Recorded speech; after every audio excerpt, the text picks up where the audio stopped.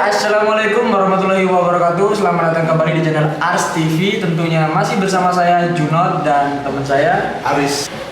Seperti biasa teman-teman, kali ini kita akan memberikan kalian info-info misteri lagi ya. Misteri lagi.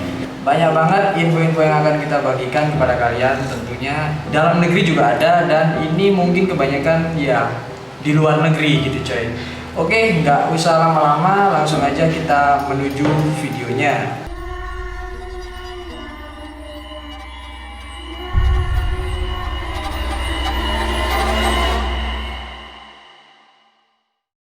Oke boy, kali ini kita akan memberikan kalian informasi tentang 5 hotel terseram di Asia. Di benua Asia yang masih kuat dengan unsur tahayul, gedung-gedung tua atau ruangan tak berpenghuni identik dengan cerita horor. Terutama bila bangunan tersebut berdiri di atas bekas kuburan atau sisa-sisa sejarah.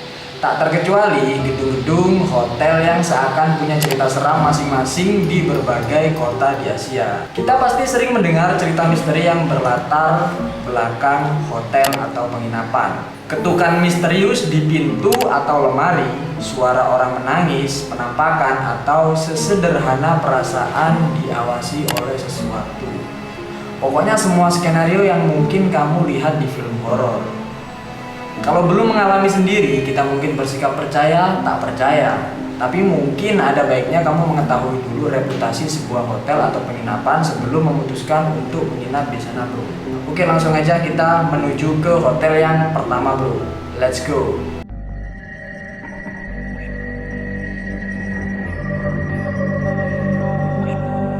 Sebelum direnovasi beberapa tahun lalu, rumor mengatakan kalau dua lukisan kaligrafi Cina yang tergantung di area lobi hotel ini bukan cuma untuk menghias ruangan saja, tapi juga sebagai semacam segel atau jimat untuk menghalau arwah penasaran.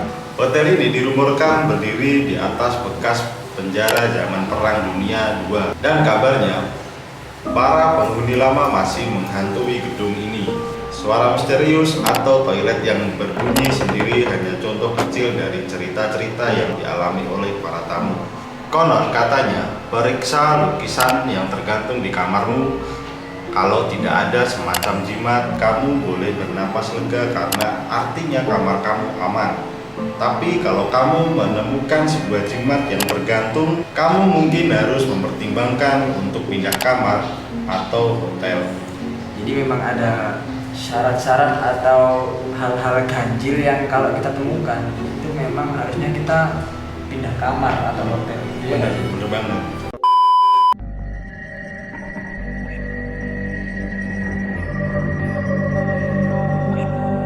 Masih ingatkah kalian dengan hantu bocah lelaki pucat dengan suara teriakan kucing dari film horor Jepang yang terkenal yang berjudul Ju-on? Memang bukan hantu anak itu sih yang terlihat di hotel ini boy, tapi arwah anak lelaki lainnya kabarnya sering terlihat di hotel ini membangunkan para tamu di malam hari dan mengajakmu bermain bersamanya. Cerita tentang hantu bocah laki-laki ini telah menjadi rahasia mulut ke mulut di antara para awak kabin yang sering menginap di hotel ini. Konon katanya kalau kamu menginap sendirian tapi kamu mendapati kamar dengan 2 kasur, sebaiknya jangan biarkan satu kasurnya seperti tidak digunakan, kecuali kamu tak keberatan ditemani tidur oleh mereka yang tak kasat mata. Jadi sebaiknya letakkan barang-barangmu di atas kasur tersebut seolah-olah kasur itu memang terpakai gitu boy. Jadi pokoknya jangan dibiarkan kosong melompong gitu loh, nanti ditempatin sama makhluk-makhluk halus gitu bu.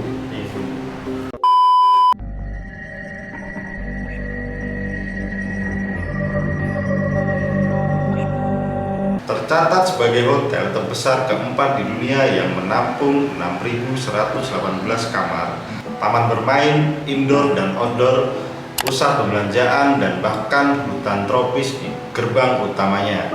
Hotel ini sayangnya juga memiliki reputasi sebagai hotel paling angker di Malaysia terkait kasus-kasus kematian yang berhubung dengan perjudian di sekitarnya. Bahkan rumornya seluruh lantai 21 gedung ini menjadi pusat cerita hantu dan lift tak berhenti di lantai tersebut.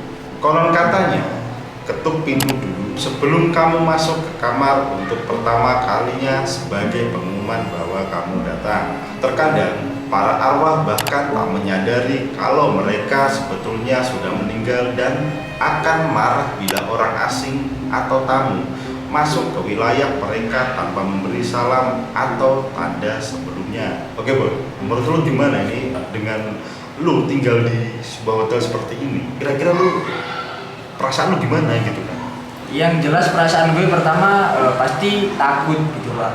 Tapi ya kan ini kita udah dikasih clue dengan mitos-mitos yang beredar.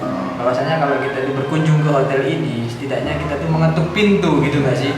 Jangankan sama makhluk tak kasat mata, sama orang yang sama-sama manusia aja kita harus saling menghormati kan sih? Iya betul. Nah, jadi kesimpulannya seperti itu ya.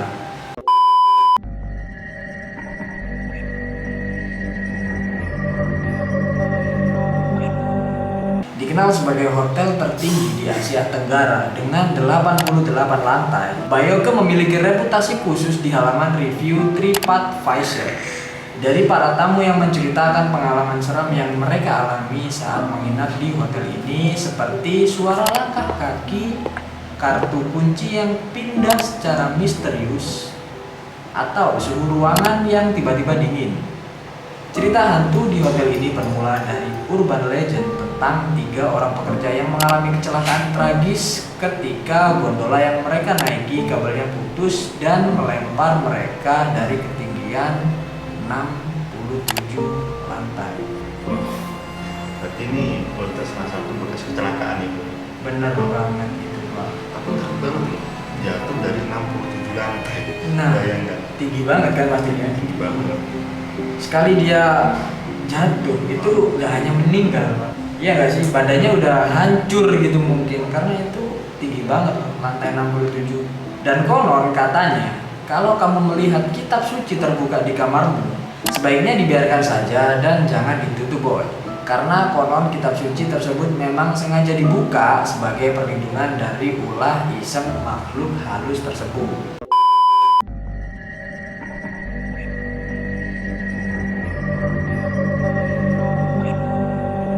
Indonesia jelas punya banyak cerita horor yang terjadi di hotel. Salah satunya adalah hotel di Surabaya yang sebelumnya dikenal dengan nama Hotel Yamato di masa penjajahan Jepang ini.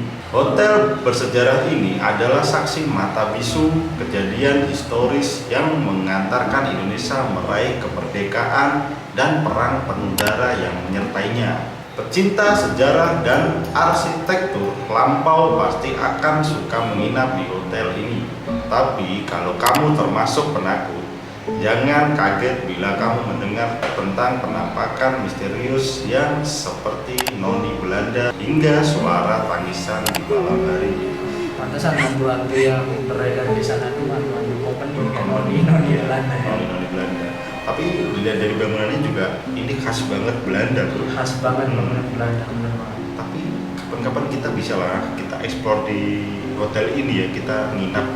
Harusnya sih bisa Iya. karena deket juga gitu, masih dalam negeri ya. Masih dalam negeri juga ya kan. Konon katanya ketika kamu masuk ke kamar hotel untuk pertama kalinya, nyalakan televisi, buka gorden lebar-lebar sebagai tanda kehadiranmu. Ini aturan untuk di mana saja, tapi bersikap sopan terhadap siapa saja, termasuk mereka yang tak terlihat agar kamu tidak diganggu. Jadi kita harus bersopan santun dulu di sana. Balik lagi ya, kita dimanapun kita harus bersikap sopan tadi. Benar sekali. Jadi buat kalian semua, apakah kalian punya pengalaman-pengalaman angker tentang penginapan yang pernah kalian inapi gitu ya? Iya. Iya kan? Kalau kalian pernah punya pengalaman seperti itu atau lebih angker dari hotel-hotel yang kita jelaskan di video ini, kalian bisa share pengalaman kalian di kolom komentar.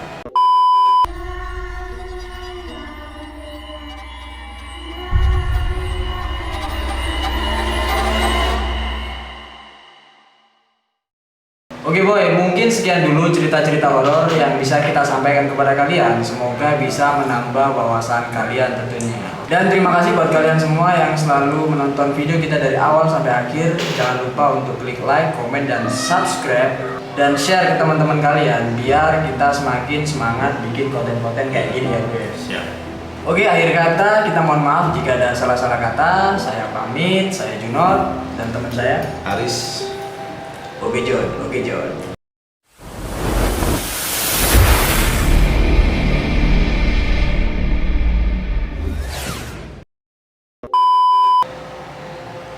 Lu tau nggak?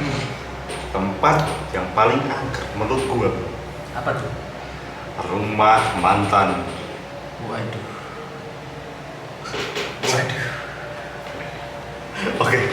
Oke, Kita pamit. Wassalam. Cus.